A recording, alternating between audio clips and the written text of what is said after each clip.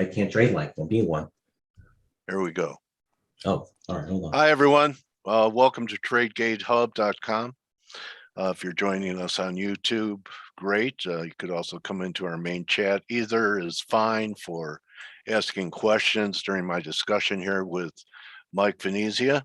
Good morning. So, hey, good morning. How are you, Mike? So, I want to get the cerebral stuff out of the way. Okay, so I mean, the major event yesterday was Paul's reappointment. Any reaction? I know that probably. Yes, I had a reaction, and it's not the sexiest reaction, but it did us well if you can at least watch the videos from that being yesterday. With price action trumped sentiment, and we had a position in GLD, good positions by the way in GLD. We'll talk about that a little bit further, but as I was doing the video yesterday morning at 11 Eastern, this being Tuesday, yesterday obviously being Monday, I actually cut the video short, if you will, to liquidate or at least reposition a lot of things, and it wound up being wound up coming to fruition, I guess, for the lack of a better term. But you know what? Getting back to even what I posted this morning with tactical sentiment, neutral. Well, it is neutral. Like I said, the red being overbought and the green being oversold. I haven't had red across my screen. And once again, I'm not a superstitious person, but I'll say it because I am a trader. This is the day it'll happen, or yesterday was the day it came close to happening. But I say that in jest, but I haven't had red across my screen, and that's evident in tactical sentiment and where rotation still is prevalent. Even going back to September, let's say this is 3 months, give it, very few times things have been stretched. Even the word melt up is being used. I've used it as well, even yesterday. But I think too many people are embracing the melt up right here, Mike. Well, I'm going to tell you a lesson I relearned, and I relearned it quickly. And thank God it wasn't because of a bad trade or a bad position in the market. I put my ego aside like I always do, and I should. I'm not patting myself in the back.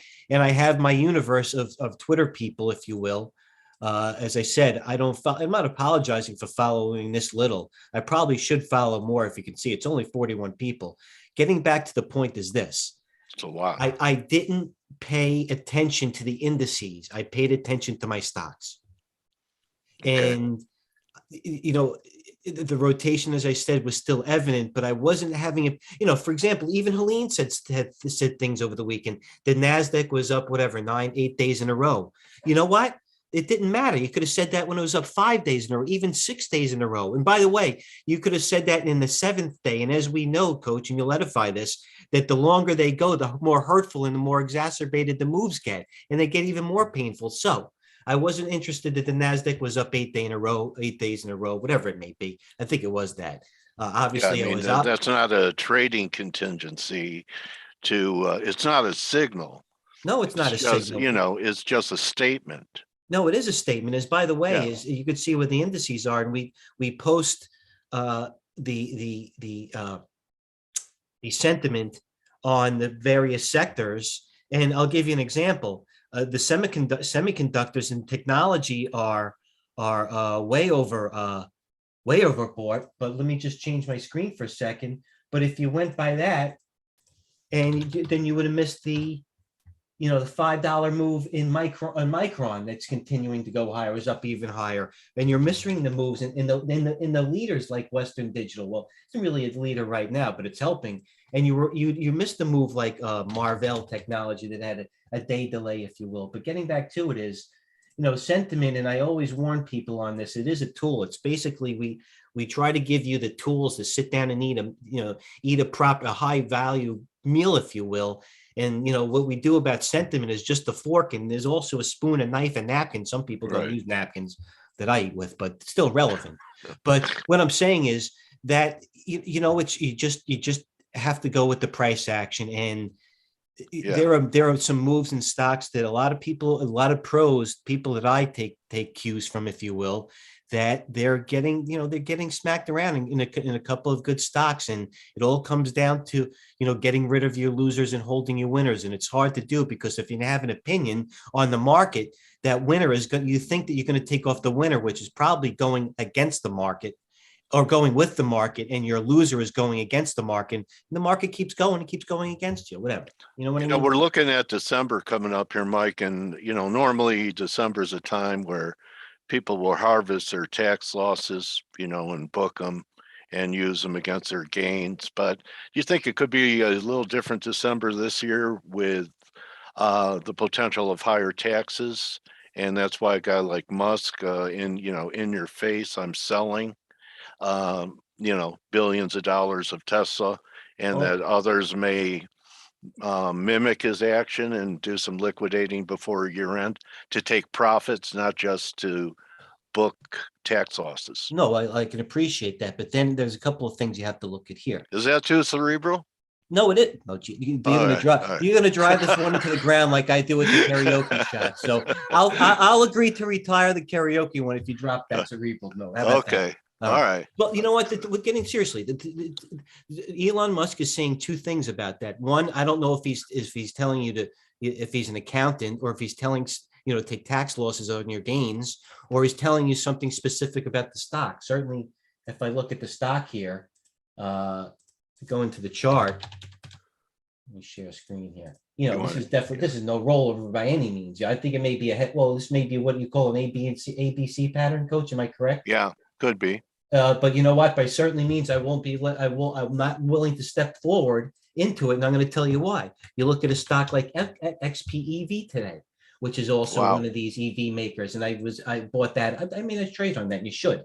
XPEV is right there. So when I see the others in the group, NIO is another one that's about to break out as well. I look at LI. That's actually I want to buy more of today. Seriously, Long Island. And I'm not biased there. That looks great. That's also an EV maker. So by no means is Elon saying I don't know if he's telling you to take a move off and a move like that. No one would blame him. I don't care if it was compact computer, talking about going back old, but right. I just know this, that a lot of people are underinvested. I'm underinvested. There's still rotation evident, is what we're saying by the sentiment, and it has been consistent in holding true, right, Coach, of tactical sentiment. So I already think they're taking tax loss. You know what? They're taking a lot of tax loss. I even think they're rotating tax losses in sectors. Look at the LABU. Look at the XPI. You don't think they're taking tax losses in this? I mean, I love to trade bios. There's no mercy in this thing. And by the way, the biggest tax losses, if you will, that I'm taking, even in a fund wise to a degree, are in bios. I mean, there are some good some sharp guys that are getting hurt in moves sideways forever, man. Like CRVS, good stocks that have good potential. In the gap. GLID, which that looks good. Yeah, he told me about EXAS yesterday, and good thing we avoided that at $1.47, and we tried to put him in, I think, ABBV, correct? We tried to put him in AZN, I think. Is that correct? And we wanted to put him in Gilead, which looks very good. But getting back to bios, I already think the tax losses are in groups. Maybe the banks already had the tax losses. Maybe they're washed out. By no means are they out of the woods. But that could have been tax selling, and those are very heavily weighted stocks, especially something like Citigroup, Coach, right? Yeah. So okay, and looking ahead to next month, then, Mike. Still stay with what's working. I know you really like these EV stocks. I haven't seen moves like this in my whole career. Many markets. I mean, I'm hearing stories like a friend of mine told me his buddy bought Trump's SPAC on the opening because he saw Kramer talking about it. Yeah. And he tripled his money the same day. Well, that's good because I quadrupled my money on the way down. You got to listen. Okay. Anyway, I mean, there should be a law against it being that easy for a retailer just to buy, buy a SPAC and triple his money in a day. But I'm going to tell you straight up, okay? Yeah, For tell me. everybody that makes you have to be either a big Trump fan, and I can applaud that, or a guy that's completely glued. You have to be a professional trader to watch the stock that go from 24 hours from 20 to 190 and back down to 9. I mean, you know what I mean? It's not, you don't go out and play around the Market golf when makers you got, loved no, it. I'm Huh? serious. You don't play Yeah. around the golf like that. But there have been many, let me talk about a tax loss stock as well I'm taking right now. And by the way, I put my ego aside. I think I sold this thing around $8. This is a Chinese internet stock. This thing did the same thing. It went from 12 to 79 in 2 days. You know, I started buying. They used to call it pump and dump. Well, they still do, actually. If I had a dollar for every time I had a pump and dump. But now it's okay. Well, now it's okay for Powell to trade. He trades. So there is no line. There is no line. There is no line. You know what I mean? Whatever. It's an invisible line. It's not. You know what I mean? It only seems like the people that caught it do things that's so egregious that they set precedents. You know what I mean? Yeah. So you wanted to touch upon the gold. All right. Well, the gold to me, and I let you know yesterday, I didn't know when it pulled back to, I believe it was 1830. Right. Was a big level for me, and when it started taking out 1830, that was the breakout. 18, give it $10 for the the thickness of the line, right? But to me, that's not a positive development, and I don't know. I think I'd rather have prudence over valor.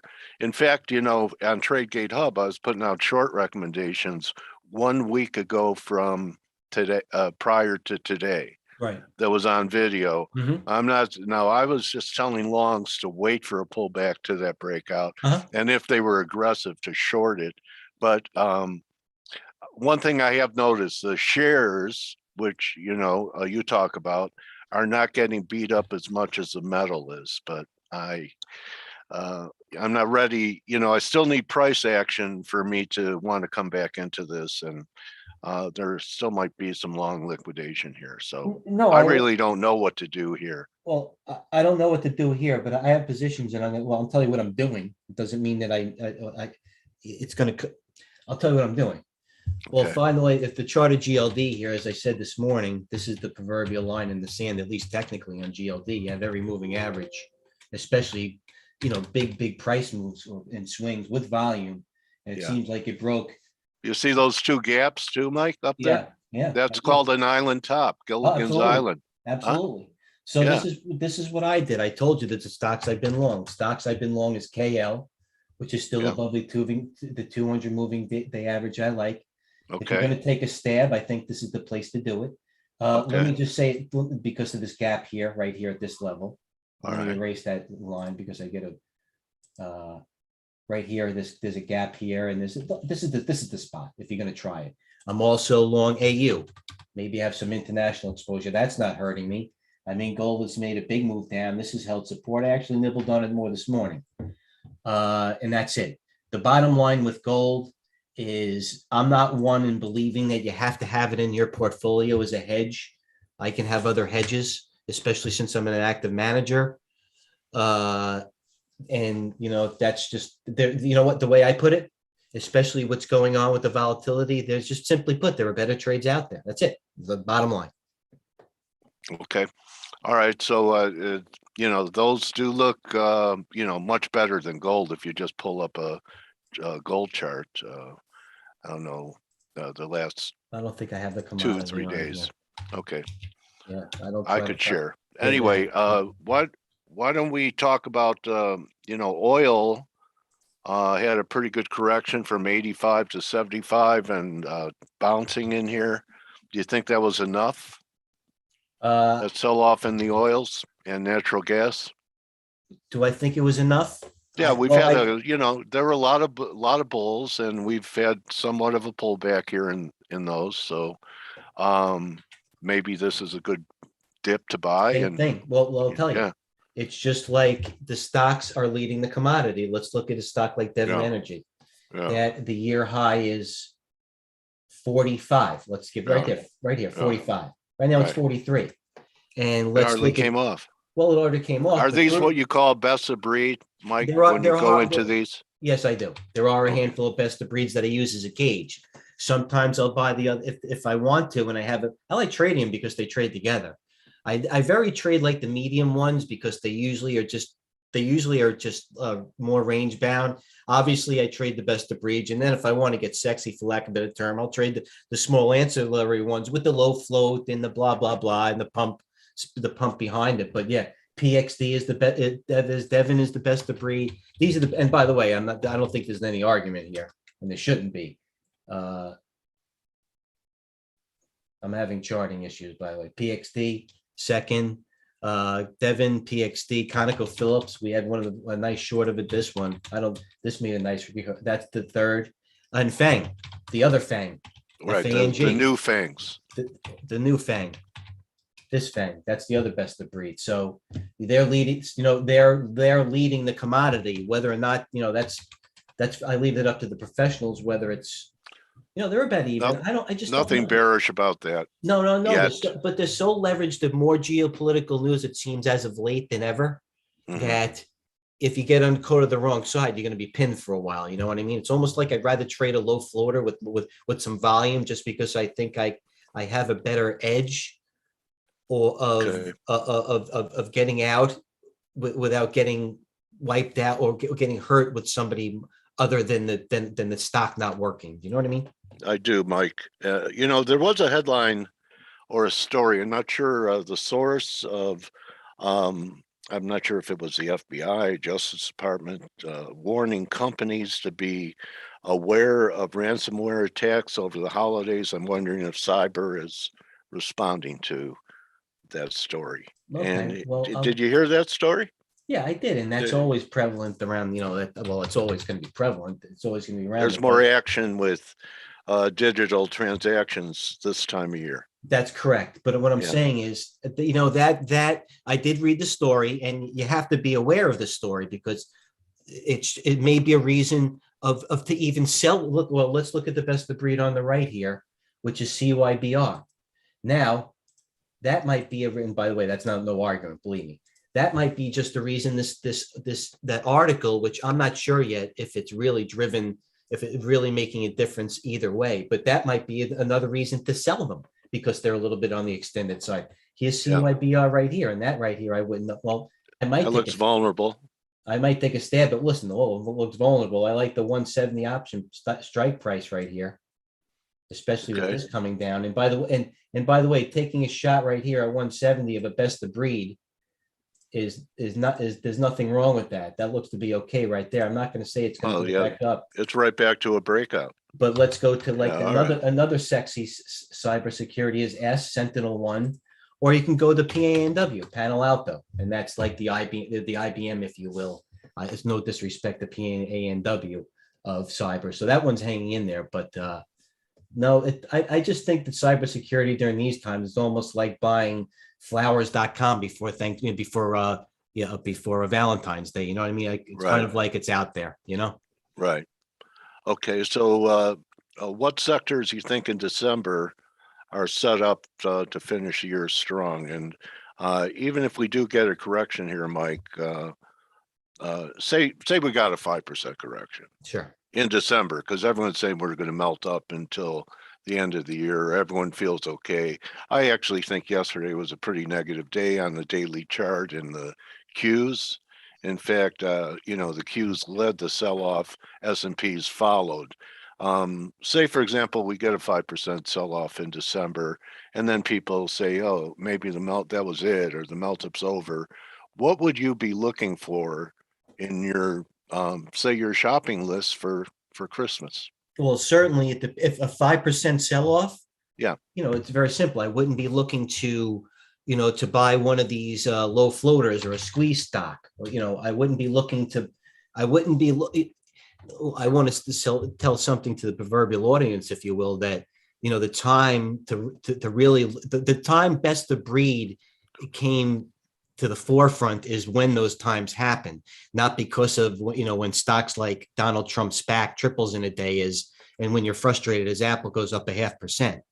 It's when, you know, you have a 5% dip that the real cream of the crop rises, or even going down even more so. And maybe that's even due, if you will. I'm not saying it is, but you know what? I just go buy the baskets, and I go buy, you know what? I might dip into a Square or a PayPal that I think is overbought, then just got flushed or just left out. I'll go back to a rounded portfolio of best of breeds, and then what's ever acting it well right there, I'll adjust to. It doesn't really, I'm being a little bit vague. If you want, I like the solar sector the best, and I still do.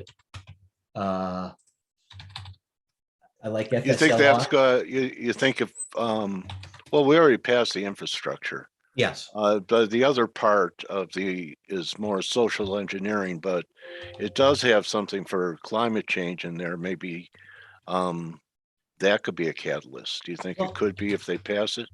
Absolutely. I don't know if they will, but well, you know, let's see if this metaverse theme plays out. You know, this MTTR, by the way, as you can see on the screen, you know, hasn't given much back. Facebook's, I think Facebook's hanging in there pretty well. Nobody wants to invest. I think it's got to, you know, I think that has more to do with washing out bad sentiment, and just people just don't even like it. People are saying it's tainted now. Of it making revenue and being a good stock. Because you know what, to a degree, it is undervalued. I'm not going to lie. I don't think many people would disagree there either. That's hanging in there. This has been the hottest stock out there. The metaverse play, that's hanging in there. Roblox. You know, that can go either way. That's the best. That is the gauge, or you can say, I don't want to say it's the best of breed, but that's the barometer of these meta plays right now. So, okay, you know, you're going into holidays, and Best Buy, by the way, you know, that reported earnings, and that wasn't. Well, that might nibble at that. I had 100 shares short. You see that I made $1,000. I made 10 points on it because they wouldn't honor my return the other day, and I shorted 100 shares out of principal. You see that? Yeah. Anyway, I'm serious.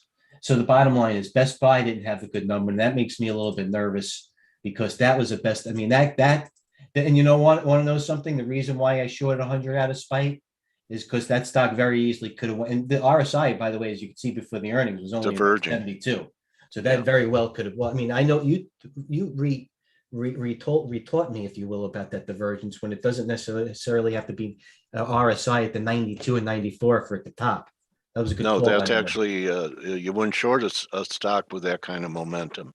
You'd look to buy a break. It's when new highs are made without momentum confirming, yes, that you might have a problem. Yeah, well, the you know what, the meat of the trade is made on that, and that was something. I'm serious. That's straight retort. Yeah, so that very easily could have opened like at one. I thought it would. Listen, I thought it would reverse because a lot of these other retail stocks, A&F is down $7 now. I actually made a little bit of money in that buying. Well, I'll show you. Hold on. Let me show you if I can. I don't want to take too much time out of people, but this is something that everybody want. I showed people what I did, and they like this. So A&F today, the blue. What a gap. Well, yeah, the blue is where I bought, and the dashes, we don't want the blue is a buy and the red is a sell. So I started buying A&F around 39 and a half. You could see where the blues were. Yeah. And I sold it well. I mean, it's a 41.70. What? That's a $2 trade, right? Yeah. So, but the bottom line is I wanted it lower. I didn't get aggressive because I was looking. I apologize. I have to take this off. I was looking ideally at this 200-day at 38.50, which, by the way, I thought was this. You know, I was really getting lathered up at 38 and a half, and I couldn't wait.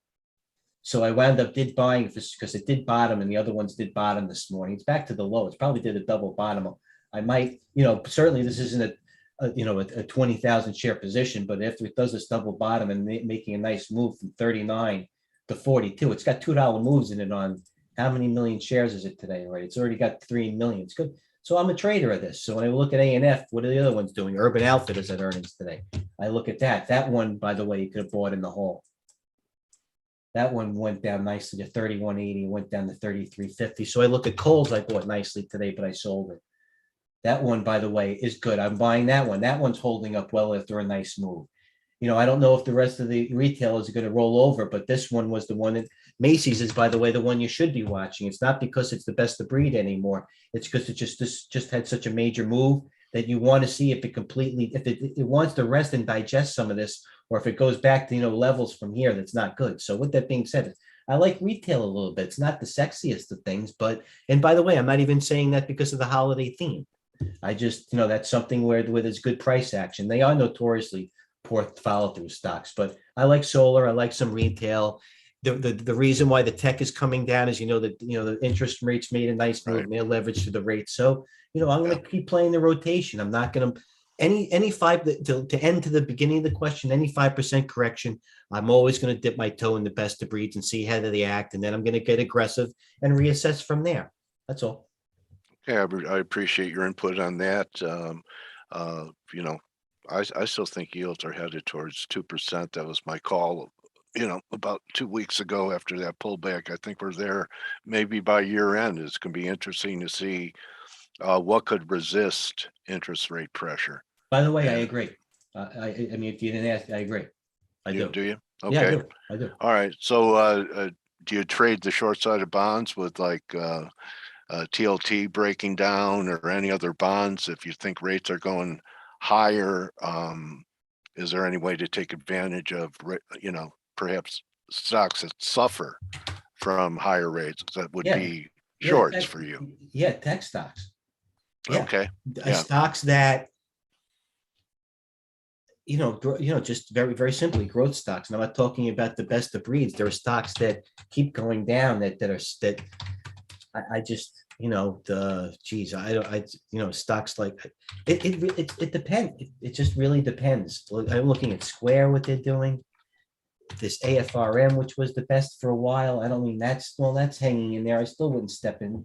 It's just DuPont. What did you ask me about the multinationals? That's Yes. hanging in there. That's not bad. So if I'm looking at DuPont, I'm either too old of a boomer, or I'm really looking at some rates moving. You know what I mean? So that Yeah. says something right there. But I like the banks. The banks hanging. I flipped on the banks now. Some. I mean, you get Goldman Sachs. Some guys are buying Goldman. I get it. Goldman Sachs and JP Morgan. Would JP Morgan, Goldman Sachs, and PNC would be three bank stocks I'd be looking to probably add to in a portfolio right now as a flight to safety or as a hedge. Or even, I don't think if the market rotates, I don't think you're going to get blasted. That shouldn't be even vocabulary. I think you'll be treated well. You have edge there. That's all with the financials at this You ever point. look at markets outside the U.S., perhaps like Europe, which has been underperforming, where there might be some type of advantage that they have because the dollar's been so strong? No, I don't. Coach. I mean, you follow 10 zillion things already. No, I don't. Uh, Like I said, I don't want yeah. to be redundant or overuse the phrase, but I really got to use it here. I'll leave that to the professionals. I mean, I look at EM. I mean, I'm not Okay. looking. I mean, I know that. I know though. I know that all I can say is about this. I do know where the world markets are, and I could probably tell you the top 3 to 5 best of breeds within those respective markets, and that's it. Okay. Yeah. Okay. All So right. Anything else you want to share during this broadcast, buddy? well, Or I don't. Not really. I'm going to say that today's a Tuesday. Thursday's a Thanksgiving holiday. right. It's you want to talk about seasonalities. You normally is a strong week. Monday normally being a poor day.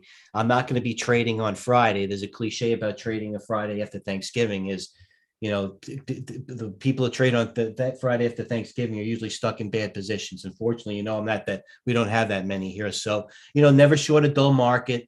Don't let, and especially if you are going to trade, be prepared that, the market may thin out a little bit. I don't, the times are different, but it will thin out. So be Yeah. careful. And it's a shortened session too, isn't it? And don't let Friday. just listen. Listen. Nobody wants this. I don't want to stand on the soapbox, but you'll learn that don't let a trade turn into a position, and it's a thinner market. That's all. Be careful. Don't try and make your week Yeah, on a there's Friday. always another trade, and don't ruin a Yeah. holiday and be Yeah. checking your phone and all that stuff. It's not worth it. When And you take a vacation, do you get flat? no way. Okay. No, when You I take can't relax unless you have something to no, pay it's not. attention to. No, it's not. The word isn't relax. I usually see the opportunity in something. You know, I'm Okay. not glued. I'm not glued to the screen anymore. I'm not checking. I'm Yeah. not checking the futures at halftime in front. You know what I mean? During dinner. But if it's a good stock, I don't have to check it, so it doesn't matter. You know. Yeah. People ask me, Dale, do you carry positions over the weekend? And I said, sure. I Well, said, if I it's a can't relax unless I have something to worry about. well, the old Schoenfeld theory was you carry positions only if they're losing ones. You know what I mean? Okay. What if you put them on Friday? Then you average down on Monday, and you probably and you hope for turnaround Tuesday. So that's it. Mike, I really appreciate hanging out with you, working with you over the last year. I want to wish you and your family a very happy Thanksgiving. I appreciate that, Coach. You too as well. Paths will Yeah. cross more sooner Hope than all your later. trades are green and Yes. you have a great month coming up in December. Best way for people to get a hold of you, Mike, and talk and learn and exchange with you. What's the best way? You know, it's right here. It's here. You know what I mean? I post information that I think is relevant, and or email me. There's an email. You can email me through the button on the top Trade Gate Hub here. And the bottom line is, if I'm taking the time to teach, I'll take the time to answer. You know, if I'm not in it halfway. So I'm not here to, we could talk off camera and talk about the markets, but I'm here to help. So I'm certainly not What here to what go. what are you charging for that service? And because I know it wasn't easy to become good. It No, we takes time. time. No, Yeah, we how don't. much? We don't charge anything. And I know. I oh, knew oh, the whoa, answer to oh, oh, that. whoa. Anyway, that's what I mean, Well, So it's when we do, amazing, yeah. huh? Well, it's not. I mean, the bottom line is it's not going to be like that forever as we gain more viewers and have more of a critical mass. Just for example, tell you right here. Give me a second, if you will. Jim Cramer, as you know, he left the street.com, and he Uh, right now is giving all his information, if you will, he's got for a new free, club. his club membership. And he's been doing this for a month. And by the way, he's been giving information more and more concise than usual. I'm not saying more they've been coming to fruition, but he's been doing a lot more work. And that's because in another week or so, he's going to pull the plug for $199 a month. I get it, but we're certainly not going to charge you that month. And pulling the plug shouldn't even be in our vocabulary, and it's not. But certainly, what we're going to be charging, and I don't even know yet. It's not going to be something that's going to hurt your pocketbook, but it's going to change your life. Not to sound pitchy, but it is. Mike, have a great weekend, a great holiday. Want to welcome all our listeners and people that view these videos to come and exchange ideas with us and become part of our mastermind group. You only have two eyes. We only have two eyes. So we're a big believer in forming a community to support each other and root for each other and teach each other. Right. You know So what? There's so many. That's perfect. It's very few where you can sit on it. Where you can sit on it. It's not where you can sit on a desk and the guy can hit the bid for, I don't know, and everybody can. There's plenty to go around. You know what I mean? There's plenty to go around. That's all yeah. I'm saying. All right, Mike. Well, I appreciate your giving nature, and because I know it wasn't easy. The journey is not easy. In fact, I'd say, people that want to sell the secret to trading, there is none. It's Well, just hard work and perseverance and living through adversity. it is, and the best views come from the hardest climbs, Coach. So enjoy your holiday, and to all the You too, traders out buddy. there. I'll be posting later. Trade well. Have a plan. Cheers. Okay, that's a wrap, everyone. Hope you enjoy your holiday. I'll be back tomorrow. Just a quick update tomorrow, going into the holidays, see if we get this turn in the dollar. And that's a wrap.